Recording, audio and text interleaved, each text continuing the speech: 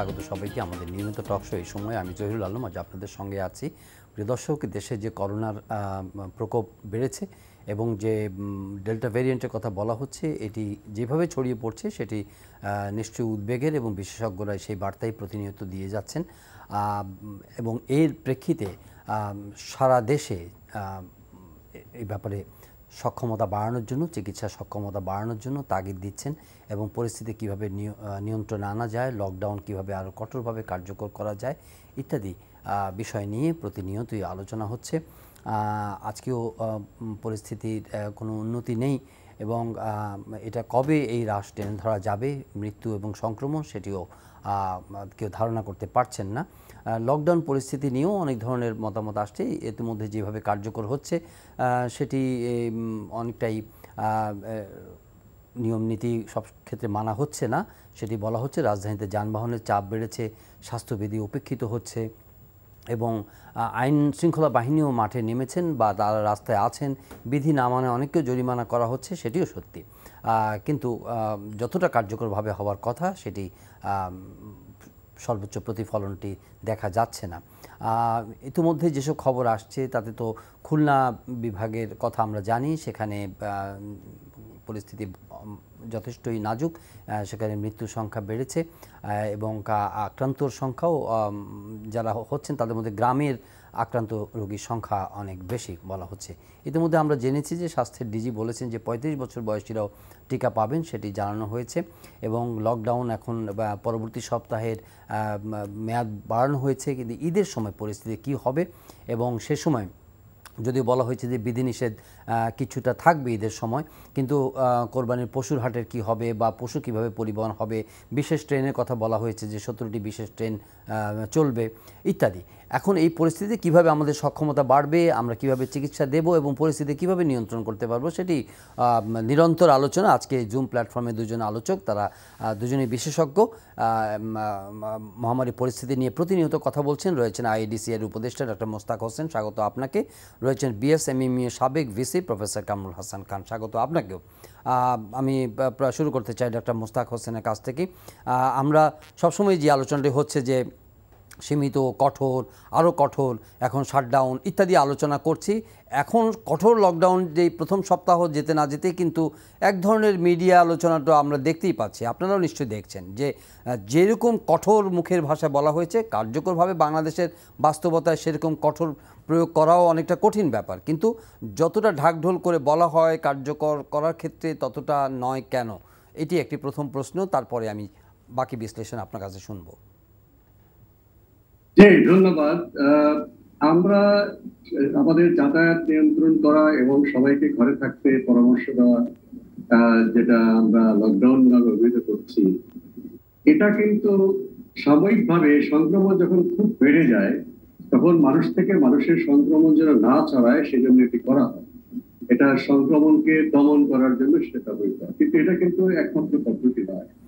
আমাদেরকে প্রতিটি রোগীকে শনাক্ত করে তাকে হাসপাতালে যারা যাচ্ছেন তারা তো চিকিৎসার আওতায় থাকছে, কিন্তু শতকরা 90 থেকে 95% মানুষ তারা মৃদু লক্ষণযুক্ত, তাদেরকেও কিন্তু চিকিৎসকের পরামর্শের আওতায় আনা দরকার।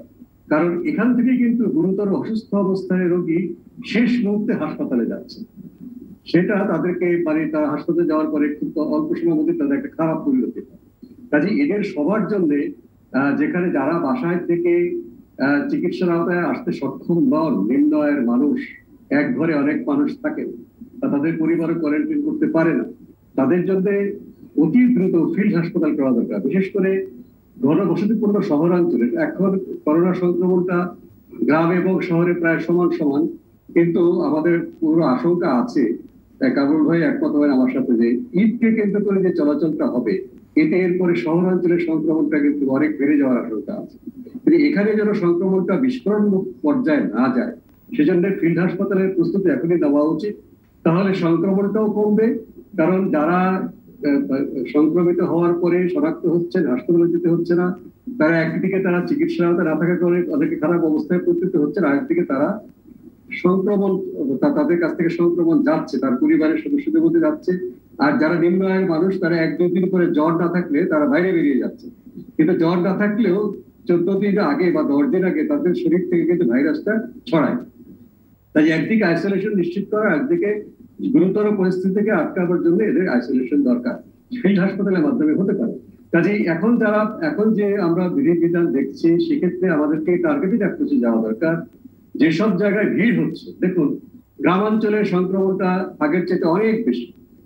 আগে একটু বেশি ছিল, কয়েকদিন ধরে গ্রাম শহর প্রায় সমান হয়ে গেছে।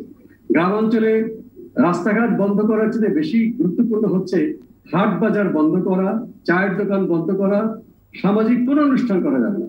বিয়ে হতে পারে, বিয়ে রেজিস্ট্রেশন হতে পারে, 2 ফেব্রুয়ারি থেকে 5-10 জন করে উঠানে বসে করবে, পরস্পর দূরত্ব রেখে মাস্ক করে। কোনো খাওয়া দাওয়া একসাথে মাস্ক করে খুবই বিপজ্জনক, এটা শহরেও কিন্তু বিপদ হচ্ছে। আরেকটা মসজিদ প্রসঙ্গে আমরা কেন যেন একটু অনুভূতি প্রবল কথা বলতে চাই না, মানুষ ভুল বুঝে। দেখুন, মসজিদে একত্রে সবাই যদি দোয়া দরুদ করে একটা মানসিক শক্তি বাড়ে, ঠিকই আছে, মানুষ একটা বল ভরসা পায়, এটার কোনো মূল্য কম নয়। কিন্তু মানসিক শক্তি করতে গিয়ে যদি আমি সংক্রমণটা ছড়াই, এবং মসজিদে যারা যাচ্ছেন ব্যতিক্রম দু একটা পাবে, অধিকাংশ মাস্ক পরছেন না এবং তারা গায়ে গা লাগিয়ে কাতারবদ্ধ হচ্ছেন। এখানে ধর্মীয় নেতৃবৃন্দকে ইন্টারফেয়ার করা দরকার। ধর্মীয় নেতৃবৃন্দ বলা উচিত যে মাস্ক পরলে নামাজ হবে না, এমন কোনো কথা নেই। মাস্ক পরিষ্কার একটা মাস্ক পরতে হবে, নোংরা মাস্ক পরলে তো এমনি স্বাস্থ্যের পক্ষে খারাপ। এবং দূরত্ব বজায় রাখলে নামাজ হবে না, এটা তো কোনো কথা না। এখানে কতগুলো কুসংস্কার আশ্রয় করেছে হাতে গোনা কয়েকজন ধর্মীয় যারা ইমাম বলছে। এটা যেই গ্রামে আপনার বাজারঘাট বন্ধ আছে, চায়ের দোকান বন্ধ আছে, সবকিছুই ঠিকঠাক, কিন্তু করোনা সংক্রমণ তবুও ছড়াচ্ছে। আমি জানি টাঙ্গাইলের একটা গ্রামে, নাম বলবো না, কামরূপে টাঙ্গাইলের লোক, সেখানে তারা বলছে আমাদের এখানে বাজারঘাট বন্ধ, দোকানপাট বন্ধ, সংক্রমণ ছড়াচ্ছে কেন? আমি জিজ্ঞেস করলাম মসজিদের কি অবস্থা, বললো যে অন্য সময় মসজিদে যতজন নামাজ পড়তে যেত তার চাইতে এখন বেশি লোক যাচ্ছে আল্লাহর কাছে দোয়া চাওয়ার জন্য, এবং জুমার নামাজের সময় মাঠও ভর্তি হয়ে গেছে। হ্যাঁ, দোয়া নিশ্চয়ই চাবো, কিন্তু এই যে সংক্রমণটা ছড়াবার জন্য আমরা একত্রে লোকজন জড়ো হচ্ছি, এতে তো আমাদের সংক্রমণ বাড়িয়ে দিচ্ছে। এবং সেই গ্রামে 5 জন মানুষ 1 মাসের ভিতরে মারা গেছে, এটা কিন্তু সহসা হয়নি।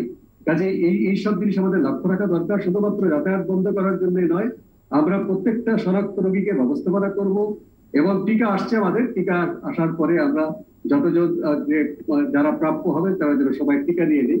এই 3টা পদ্ধতিতে আমরা আমাদের সংক্রমণকে নিয়ন্ত্রণে আনতে পারবো। তবে 1 জুলাই থেকে যে আমাদের বিধিনিষেধ শুরু হয়েছে, অন্তত 2 সপ্তাহের আগে হয়তো এর উন্নতি দেখা যাবে না। এখন যাদের মধ্যে সংক্রমণ দেখতে পাচ্ছি তারা অধিকাংশই 1 জুলাইয়ের আগেই ভাইরাসের সংস্পর্শে এসেছেন। মৃত্যুর যে নিম্নগতি দেখতে আমাদের আরো 2 সপ্তাহ, অর্থাৎ 1 জুলাই থেকে 3 সপ্তাহ পরে দেখতে পাবো। কারণ সাধারণত একজন মানুষ যখন সংক্রমণের লক্ষণ দেখা দেয়, তাকে আইসিইউতে যেতে 3 সপ্তাহ সময় লাগে। কাজে এর আগে হয়তো সংক্রমণটা স্থিতিশীল হোক, সেটা আমরা আশা করছি। তবে 3 সপ্তাহ একটা গড়ে রোগতাত্ত্বিক হিসাবে তার সময় কমে যেতে পারে। তবে ওই সময়টা আমাদের ঈদ হবে।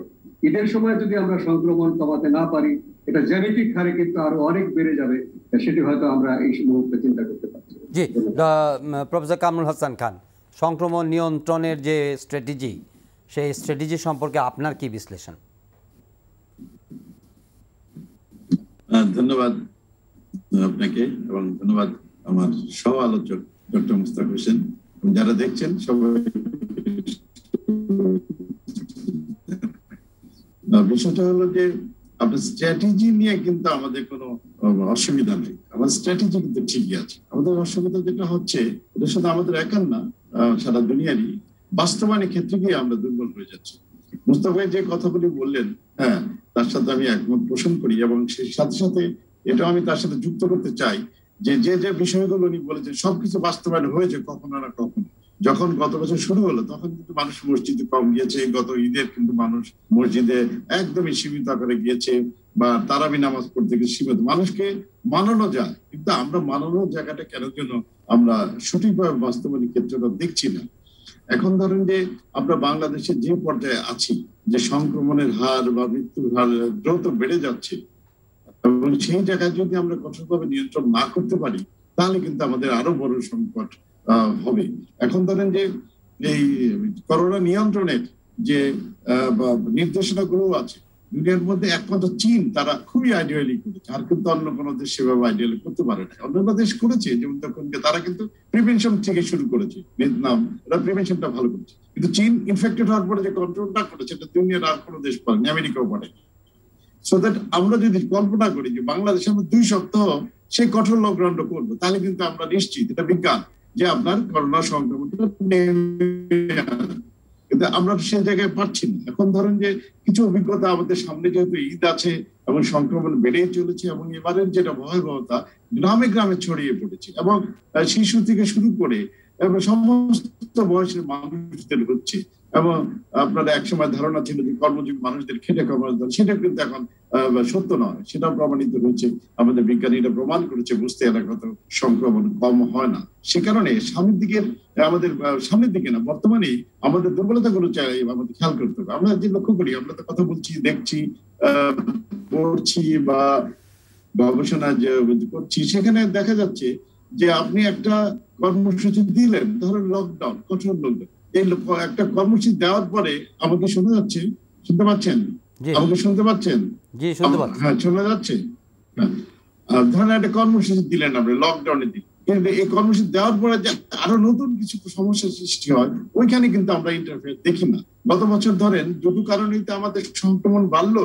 একটি হলো যে গত ঈদের সময় যে মহানগর থেকে 1,20,00,000 মানুষ গ্রামে ছড়িয়ে পড়েছে, এবং ভারত থেকে যে আসলো আমাদের ভেরিয়েন্ট নতুন ডেল্টা ভেরিয়েন্ট, সে কারণে কিন্তু নতুন করে বাংলাদেশে আবার সংক্রমণটা বেড়ে যাচ্ছে।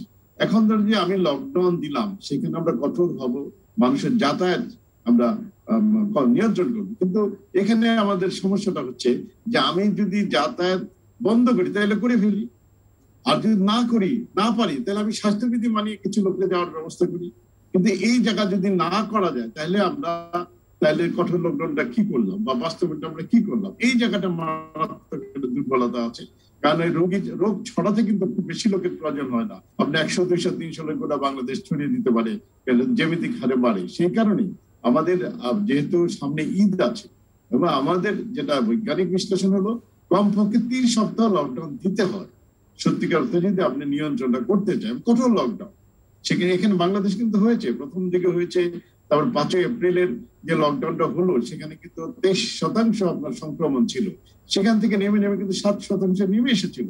আবার যখন আমরা ঢিলাঢালা করলাম সেই জায়গাটা, ধরুন আমি একটা এক্সাম্পল দিই, এবার যখন 1 জুলাই থেকে লকডাউনটা দেওয়া হলো, তার আগে কয়েকদিন আগে কিন্তু ঘোষণা দেওয়া হলো, এবং 3 দিন সীমিত লকডাউন থাকলো, 28, 29, 30। ওই সময় আমরা দেখেন হাজার হাজার মানুষ ঢাকা শহর থেকে যাচ্ছে, এবং তারা জড়াজড়ি করে যাচ্ছে, আমরা প্রাইভেট কার, মাইক্রোবাস, হেঁটে নানান ভাবে যাচ্ছে।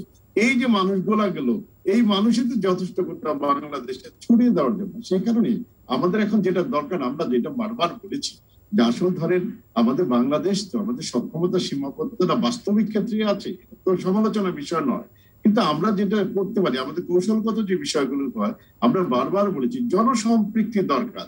মানুষ যখন নিজের ভেতর থেকে অন্য মানুষকে বলবে, তখনই কিন্তু মানবে মানুষ।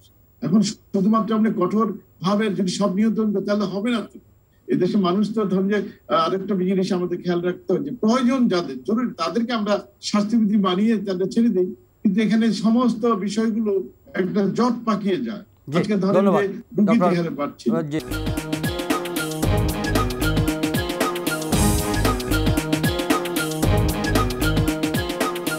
ডাক্তার মোস্তাক হোসেন, আপনি মাঠের চিত্রটি তুলে ধরছিলেন, তো গ্রামের কথা বললেন, জেলা উপজেলা বা গ্রামগঞ্জে করোনা ছড়িয়ে পড়েছে এবং সেই সংক্রমণ প্রায় শহরের মতোই।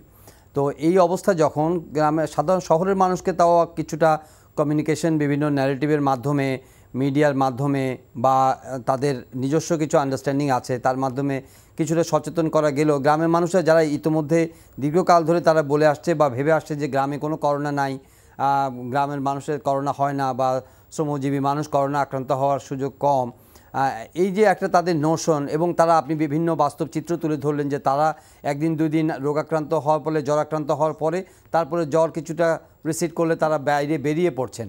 তার মানে তাদের মধ্যে সচেতনতার একটা বিরাট ঘাটতি বা অভাব রয়েছে। তো এই যে আমি স্ট্র্যাটেজির কথা বললাম, যে গ্রামের মানুষদেরকে বা এরকম শহরের বাইরে যারা আছেন তাদেরকে যদি আপনি এই ন্যারেটিভগুলো মানে তাদেরকে ঠিকমতো বোঝাতে না পারেন, তাহলে তো যে জ্যামিতিক হারে যেভাবে বললেন যে এটা ছড়িয়ে পড়বে, সেই কনসিকোয়েন্সটা কীভাবে ঠেকাবেন আসলে? এটা ঠেকানোর উপায়টা কি? আপনি দেখতেছেন, আপনি নিজে বললেন যে অনেক জায়গার মধ্যে লকডাউন কিছুটা মানা হচ্ছে মানে হাট, গ্রাম, বাজার, হাটঘাট এগুলো বন্ধ আছে, কিন্তু তারপরেও কিন্তু রিলিজিয়াস বিভিন্ন প্র্যাকটিসের মধ্য দিয়ে সেগুলো হচ্ছে। তো এখানে আপনার প্রয়োগটা কোথায় এবং প্রয়োগটা নাই কেন? আপনাদের পরামর্শ সেখানে মানা হচ্ছে না, নাকি এখানে ঘাটতিটা কোথায় দেখতে পাচ্ছেন? ধন্যবাদ। সচেতনতার অভাব আমি খুব একটা দেখি না এখানে। আমার মনে হয় কামরুল ভাইয়ের কথাটাকে আমি আবার পার করবো। আমাদের বাংলাদেশে যদি আমরা কেউ না বলতাম করোনা সংক্রমণ খুবই বিপজ্জনক, মারাত্মক, বিশ্ব স্বাস্থ্য সংস্থার মহাপরিচালক যদি শুধু বলতেন, তাহলে কি আমরা এটা গুরুত্ব দিতাম না? আমাদের দেশে যখন মহামান্য রাষ্ট্রপতি, মাননীয় প্রধানমন্ত্রী, মন্ত্রীবর্গ এবং আমাদের স্বাস্থ্য বিশেষজ্ঞরা যখন বললেন, তখন কিন্তু আমরা এটাকে গুরুত্ব দিচ্ছি। ঠিক তেমনি যেই লোকটা গ্রামে আছে, যেই লোকটা শহরের ঘনবসতি এলাকায় আছে, বা সে যেখানে দৈনন্দিন মজুরিতে কাজ করছে, সেখানকার তাদের সামনে যে লোকটা আছে, তাদের মুখ থেকে যদি সে শোনে যে তুমি মাস্ক পরো, তুমি একটা কাজ থেকে আরেকটা জায়গায় যাওয়ার মধ্যে সাবান দিয়ে হাত ধো, তুমি দূরত্ব বজায় রাখো, এবং করোনা হলে কিন্তু আমাদের বিপদ হতে পারে, আমাদের এই পরিচিত লোক বিপদে পড়েছে, তাদের কাছের লোকদেরকে দিয়ে যদি বলানো হয়, তাহলে কিন্তু তাদের কাছে জিনিসটা বাস্তব হিসেবে দেখে। এখন তারা টেলিভিশনে শুনছে, তারা পুলিশের কাছ থেকে শুনছে, তারা পেপারে পড়ছে, কিন্তু বাস্তব তার সামনে, এবং তার সামনে কেউ মারাও যাচ্ছে না। আমাদের বাংলাদেশে আমরা এখনো কিন্তু মৃত্যুর হার, যদিও প্রত্যেকটা মৃত্যু দুঃখজনক, এবং মৃত্যু এখন প্রতিদিন 150-র উপরে যাচ্ছে, একদমই অ্যালার্মিং অবস্থা। কিন্তু দেখুন, সেই প্রান্তিক অবস্থানে কিংবা ঢাকা শহরের ঘনবসতি এলাকায় তার বস্তিতে কতজন মারা গেছে। এর আমি টাঙ্গাইল একটা গ্রামের কথা বললাম, 1 মাসে 5 জন মারা গেছে। এটা খুব অ্যালার্মিং, এরকম কোথাও হয়নি। চোখের সামনে যদি কাউকে, তারা গ্রামের মানুষ বা যারা শহরের মানুষও যারা এগুলো খোঁজখবর কম রাখে, তাদের কাছে মরণ মানে হচ্ছে একই পরিবারে একাধিক লোক একই সঙ্গে মারা যাওয়া, একবারই পাশাপাশি অনেক লোক মারা যাওয়া। যেটা অনেকে বলেন, প্রবীণ যারা আছে, যে ডাক্তার সাহেব মরণ বলতে কি বোঝান? আমরা দেখেছি ব্রিটিশ আমলে কলেরা মহামারীতে গ্রাম সে গ্রাম উজাড় হয়ে গেছে। এটা একটা বিষয়। আরেকটা বিষয় হচ্ছে যে দেখুন, যারা জানে যে এটা খুবই, যেমন যারা নিম্ন মধ্যবিত্ত, যারা চাকুরি করে, তারা জানে যে এটা মারাত্মক, অনেকে মারাও গেছে, তার টেলিভিশনে খবরটাও দেখে।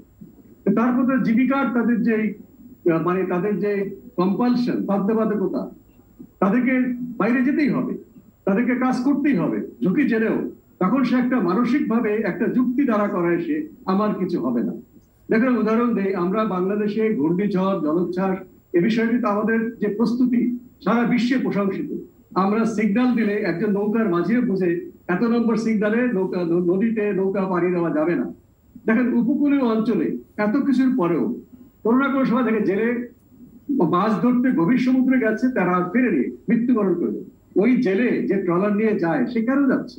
সে তো জানে যে আমরা ঘূর্ণিঝড়ে মারা যেতে পারি, কারণ তার আর্থসামাজিক বাধ্যবাধকতা আছে, তার ঘরে চাল নেই, তার ঘরে টাকা নেই, কাজী সে বলছে আজকে হয়তো ঝড় আসবে না। অনেক সময় সিগন্যাল তো ঠিক মতো দেয় না আমাদের বাংলাদেশের স্বাস্থ্য বিভাগ। ও জানে না যে স্বাস্থ্য বিভাগ বাংলাদেশের একা সিগন্যাল দেয় না, আন্তর্জাতিক আবহাওয়া দপ্তর থেকে আসে।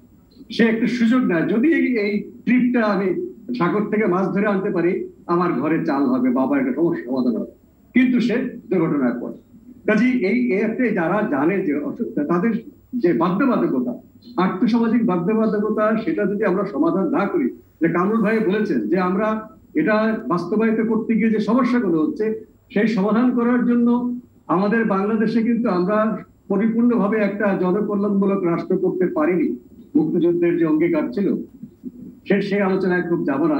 এক্ষেত্রে সরকারের পক্ষে সমস্ত প্রান্তিক মানুষদেরকে তাদের ব্যাংক অ্যাকাউন্টে ইংল্যান্ডের মতো বা অস্ট্রেলিয়া, নিউজিল্যান্ডের মতো টাকা পাঠিয়ে দেওয়া সম্ভব হচ্ছে না। খুবই সীমিত পরিমাণে 2,500 টাকা কয়েক লক্ষ মানুষকে দেওয়া হচ্ছে, যথেষ্ট নয়। কিন্তু সেইটা ঘাটতি পূরণ করতে পারে কারা? সেই এলাকার যারা সচ্ছল ব্যক্তি, প্রতিবেশী, যার খাবারটা উদ্বৃত্ত থাকে, সে যদি খাবারটা ভাগাভাগি না করে, সে তার সম্পদের সামান্য অংশ ভাগাভাগি না করে, সরকারের পক্ষে সবার সামাজিক নিরাপত্তা দিয়ে 14 দিন একটা না, কারোর ভাই বলছে 21 দিন, একটা ঘরে রাখা সম্ভব না, আমাদেরকে ছাড় দিতে হচ্ছে, আপোষ করতে হচ্ছে। সেগুলো হলে যত বেশি আমরা সামাজিক সহায়তা দেবো, সামাজিক সহমর্মিতা করব, অবশ্যই বিধিনিষেধ তত বেশি কার্যকরী হবে, চীনের মতো, ভিয়েতনামের মতো, অস্ট্রেলিয়া, নিউজিল্যান্ড, থাইল্যান্ড এবং ভুটানের মতো। তার মানে ডক্টর জনাব কামরুল হাসান খান, তার মানে আমাদের যে আর্থসামাজিক বাস্তবতা, এই বিদ্যমান বাস্তবতায় অনেকটাই নিয়ন্ত্রণের বিষয়টি পুরোপুরি আমাদের হাতে নেই, এরকম কি? না, বিষয়টা আসলে তা নয়। এখানে ধরেন যে কতগুলো বিষয় আমাদের মাথায় রাখতে হবে। যে করোনা সংক্রমণ নিয়ন্ত্রণটা খুব সহজ বিষয় না। বিশ্বের বড় বড় সক্ষম দেশগুলো ধরাশায়ী হয়েছে। 2 নম্বর হলো যে আমরা যেন জনগণকে বিভ্রান্ত না করি। আমাদের প্রধান কাজ হচ্ছে জনগণকে উৎসাহিত করা, সাহস যোগানো, উদ্বুদ্ধ করা, এবং সেখানে আমাদের যে বাস্তব সীমাবদ্ধতা আছে সেটি বিবেচনা রাখা দরকার। ধরেন আমি একটি কথা বলি, যে গত বছর 8 মার্চ যখন আমাদের প্রথম শনাক্ত হলো, তারপর থেকে একটা দিনের জন্য কিন্তু স্বাস্থ্যবিধি শিথিল করা হয়নি। আচ্ছা, করোনা সংক্রমণের প্রধান রক্ষা কবচ কিন্তু স্বাস্থ্যবিধি, কিন্তু এই স্বাস্থ্যবিধি মানানোর জন্য মানুষকে এখানে উদ্বুদ্ধ করে এখানে একটা অভ্যেসে পরিণত করার কিন্তু প্রক্রিয়া আমরা করতে পারি নাই। এখন এই জায়গায় একটা সমন্বয়ের অভাব আমরা সবসময় লক্ষ্য করছি। এখন ধরেন যে আজকে করোনা নতুন ভেরিয়েন্ট আসছে, আজকে আমরা শুনলাম ল্যামডা 30টি দেশে ছড়িয়ে পড়েছে, তারা নাকি আরো ভয়ঙ্কর। এখন কথা হলো যে এরকম কিন্তু আসতেই থাকবে। তাই আমাদের প্রধান বিষয় হলো মানুষকে স্বাস্থ্য সচেতন করে স্বাস্থ্যবিধি মানানোর একটা প্রক্রিয়ার মধ্যে যাবে। বাংলাদেশের মানুষ যে একেবারেই উশৃঙ্খল তা কিন্তু নয়, কিন্তু তাদেরকে আমরা যেটা দেখলাম যে ডক্টর কামরুল হাসান খান, একটু থামাই। সেটা হচ্ছে যে মানুষের উশৃঙ্খল নয়, কিংবা মানুষের মধ্যে আইন মানার প্রবণতা কম আছে কিন্তু নেই, এটা বলা যাবে না, সেগুলো সবই স্বীকৃত সত্য। কিন্তু ডক্টর মোস্তাক হোসেন যে কথাটি বললেন, যে এই যে মানুষের যে জীবিকার যে বাধ্যবাধকতা, জীবিকার যে প্রয়োজন, যে তাড়না, সেটার সঙ্গে আপনার করোনার যে ঝুঁকি, দুইটাকে তো একটা সমন্বয়ের মধ্যে আনতে হবে। এখন এই জায়গার মধ্যে পরিকল্পনাটা কতদূর আছে, যে সাধারণ যারা নিরন্ন মানুষ আছেন কিংবা প্রান্তিক আছেন, নিম্ন মধ্যবিত্ত আছেন, তাদের জন্য তাদেরকে উনি মানে যারা বিত্তবান আছেন তাদের সহায়তার কথা, তাদের সদিচ্ছার উপরে কিছুটা নির্ভর করছেন, কিন্তু সরকারিভাবেও তো একটা বড় ধরনের পরিকল্পনা থাকা প্রয়োজন বর্তমান বাস্তবতায়। সেটাকে আপনি দেখতে পাচ্ছেন, এবং সেটা না থাকার কারণেই তো মানুষ অনেক সময় বাধ্য হয়ে ঘর থেকে বেরোতে হচ্ছে। জি না, সেটি ধরেন যে নাই তা বলা যাবে না। কারণ হচ্ছে যে আপনার মাননীয় প্রধানমন্ত্রী ঈদের আগে 1 কোটি মানুষকে 10 কেজি করে চাল দেবেন। এর আগেও কিন্তু দ্বিতীয়বারের মতো আপনার 2,500 টাকা করে দেওয়া হয়েছে। এটা কিন্তু কোনো দেশই পারছে না। আপনি আমেরিকার বিষয়টা এত সবচেয়ে ধনী রাষ্ট্র, অন্যতম ধনী রাষ্ট্র, সেখানে কিন্তু 2বারই কিন্তু আর্থিক প্রণোদনা দিয়েছে। বাইডেন সাহেব এসে $1,500 দিয়েছে এককালীন, এবং তার পলিসি হলো নিম্ন আয়ের মানুষদের উনি দিয়েছেন, আর ট্রাম্প সাহেব দিয়েছিলেন উচ্চ আয়ের মানুষদের। রোলিং এর বিষয় আছে। এখন কথা হলো যে এই বিষয়টা আমরা অবশ্যই সবসময় গুরুত্ব সাথে দেখেছি। খেটে খাওয়া মানুষ, উপার্জনহীন মানুষ বা ভাসমান মানুষ, এদেরকে যদি আমি তাদের অর্থ বা খাদ্য সহায়তা না দিতে পারি, তাহলে সে ঘরে থাকবে না। তো এরা তো বুলেটকেও মানে না, সে কারণে তার সন্তান না খেয়ে থাকবে, সে না খেয়ে থাকবে। এই জায়গাটা আমরা বারবার কিন্তু প্রতি আমাদের আলোচনা এটি থাকি, যে তাদেরকে ঘরে আটকে রাখতে হলে তাদের খাবার সহায়তা দিতে হবে, তাদের আর্থিক সহযোগিতা করতে হবে, এবং সেইখানে সরকার পক্ষ থেকে অনেক করছে, সেটা আমরা জানিয়েছি তথ্য, এখানে আমি বিস্তারিত যাচ্ছি না। কিন্তু পাশাপাশি আমরা বারবার বলেছি, ধরেন গত বছর এই ট্রেন্ডটা খুব ভালো ছিল, যে যার যার দায়িত্ব তারা পালন করে। আচ্ছা, গার্মেন্টস মালিক, তাদের শ্রমিকদের তো কিছুদিন 3 মাস তো দায়িত্ব নেওয়া উচিত। আজকে ধরেন যে বাস মালিক, তাদের তো শ্রমিকদের সরকারের পাশাপাশি তাদের শ্রমিকদের 3 মাসের দায়িত্ব নিচ্ছে। যারা ঘরে হাউস হোল্ড কাজ করে, গৃহকর্মী, তাদের তো দায়িত্বটা নিচ্ছে। কিন্তু এটা আমি জানি যে বেশিরভাগ মানুষ কিন্তু গৃহকর্মীদের বা তাদের গাড়ি চালকদের কিন্তু দায়িত্বটা নিয়ে নিচ্ছে, গাড়ি না চালেও তারা টাকা পয়সা পাচ্ছে।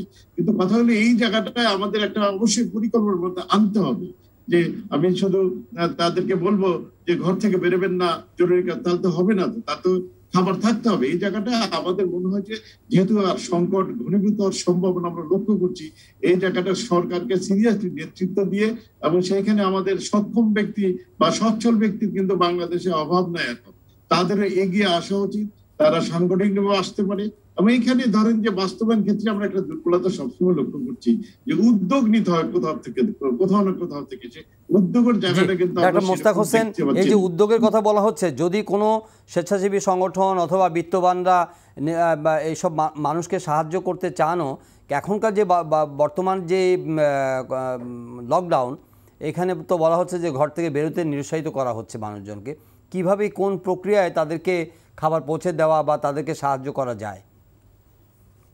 আমার মনে হয় সাহায্য পৌঁছাতে কোনো বাধার সৃষ্টি হবে না, তবে এখানে একটা সাংগঠনিক কাঠামো আছে, সেটাও বিশেষ করে গ্রামাঞ্চলে প্রত্যেকটা জেলাতে ডেপুটি কমিশনারের নেতৃত্বে করোনা প্রতিরোধ কমিটি আছে, উপজেলাতে ইউনিয়নের নেতৃত্বে কমিটি আছে, এবং সেখানে ইউনিয়ন পরিষদের সদস্য, কাউন্সিলর, ইউনিয়ন পরিষদের চেয়ারম্যান সবাই তার সদস্য। শহরাঞ্চলে অবশ্য এই বিষয়ে শহরাঞ্চলে মেয়রের নেতৃত্বে অনুরূপ কমিটি নেই। আমি বারবার এটা তুলে ধরেছি গণমাধ্যমে, তারপরে কেন হয়নি জানি না। শহরাঞ্চলে সুবিধা হলো আপনি টেলিফোন করে স্থানীয় যে ওয়ার্ড কাউন্সিলর আছে বা কর্তৃপক্ষ আছে তাদের সঙ্গে কথা বলে এটা করতে পারে। যদি কোনো বাধা আসে বা কেউ যদি খাদ্য সামগ্রী নিয়ে রাস্তায় নামে, কোনো সচ্ছল ব্যক্তি, আমার মনে হয় না পুলিশ তাদেরকে বাধা দিবে। পুলিশ বরঞ্চ তাদেরকে আরো সহযোগিতা করে হয়তো বলতে পারে আপনি স্থানীয় ওয়ার্ড কাউন্সিলরদেরকে জানিয়েছেন কিনা, বা সেটা, এবং নিকটস্থ থানায় যদি তিনি ফোন করেন হটলাইনে, এটা কোনো সমস্যা হবে না। কাজে এইটা কোনো সমস্যা নয় যে লকডাউনের মধ্যে তিনি বাড়িতে বেরোতে পারছেন না, কাজে তিনি সহযোগিতা করছেন না।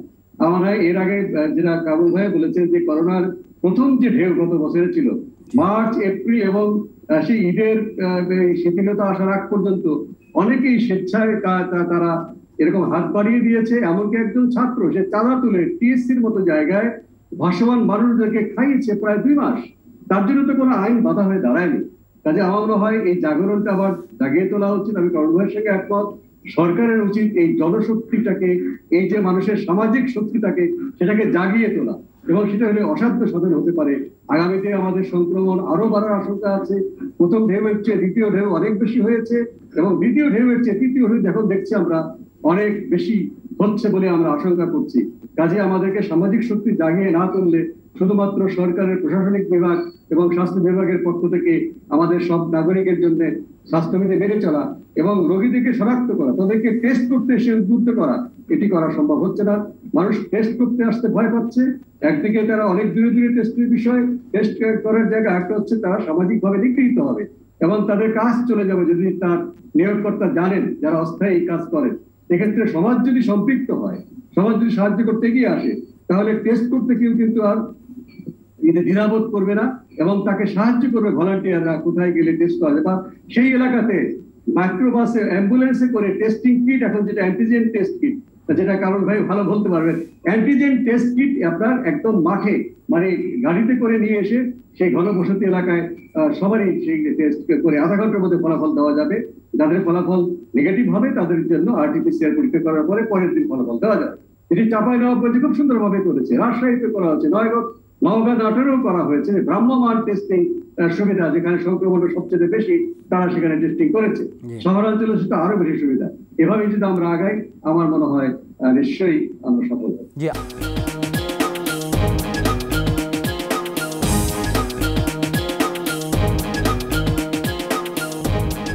ডক্টর কামরুল হাসান খান, সামনে ঈদ এবং ঈদ একটা বড় ধরনের কি বলবো যে ঝুঁকির সময়, সেটি বিবেচনায় রেখে নিশ্চয়ই পরিকল্পনা সাজানো হচ্ছে ট্রেনে কোরবানির পশু বিশেষ ব্যবস্থায় আনার বা কথা বলা হচ্ছে।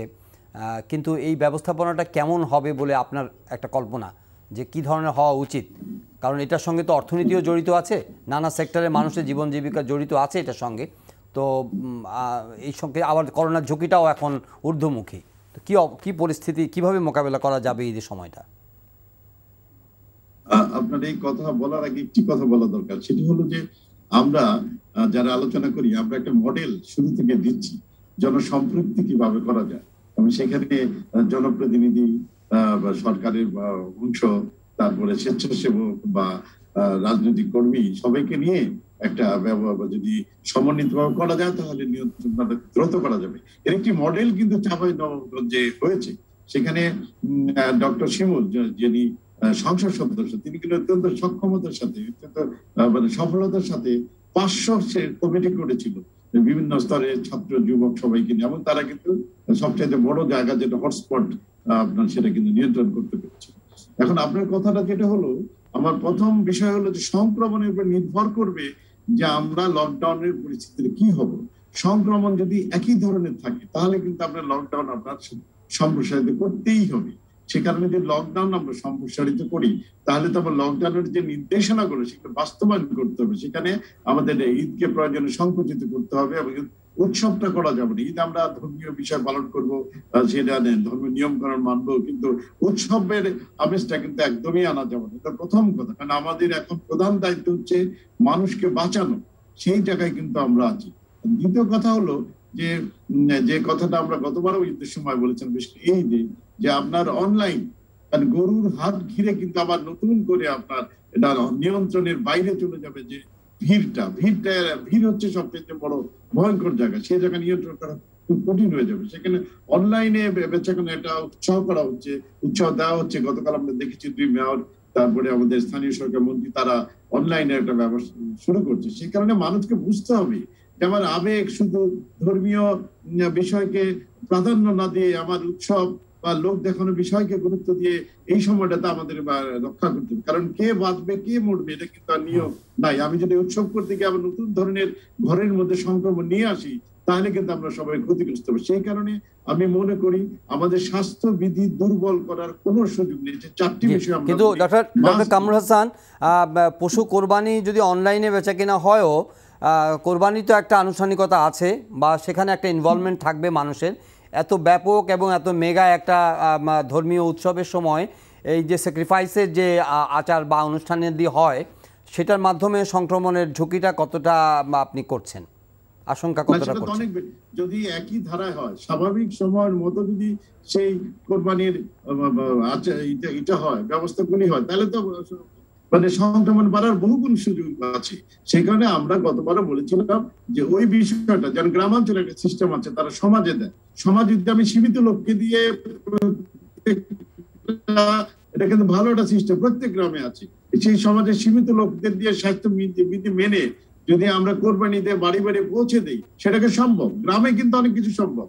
গ্রামের মানুষের মধ্যে যে সহযোগী মনোভাবটা আছে, ওখানে কিন্তু আপনার এই স্বাস্থ্যবিধি যেটা উদ্বিগ্ন যে গ্রামে নিয়ন্ত্রণ করা যাবে না শহরে করে, তা কিন্তু নয়। উল্টো গ্রামাঞ্চলে যদি আপনি কিছু লোকের দায়িত্ব দিতেন, আমাদের স্বাস্থ্যকর্মী আছে, ওখানে ওয়ার্ড মেম্বার আছে, যে 4-5 জন, এবং যদি যুবকদের দায়িত্ব দেন, ঠিকই দেখবেন প্রতিটি গ্রাম আমাদের অতি দ্রুত নিয়ে স্বাস্থ্যবিধি তারা বাস্তবায়ন করতে পারবে।